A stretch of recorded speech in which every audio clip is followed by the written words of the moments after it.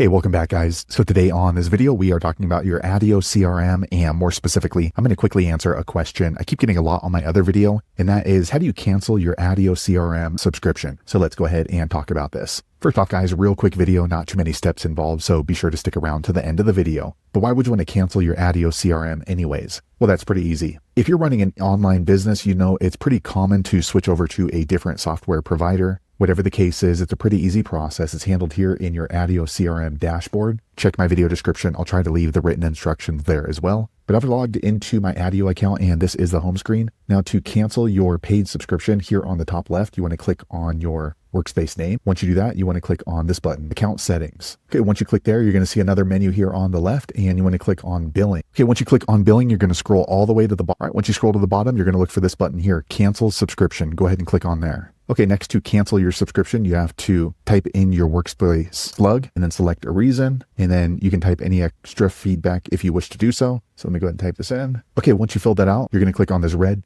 Cancel Subscription button. I'm not going to do that because I'm still using my Attio CRM. So there you have it, guys. If you're wondering how to cancel your Attio CRM subscription, that's the easiest way I know how to do it. If you know an easier way, be sure to leave a comment below. Let the rest of us know how you did it. Hopefully you found that video useful. If so, click thumbs up or maybe consider subscribing to my channel, and I hope to see you on the next video. Thanks again for watching.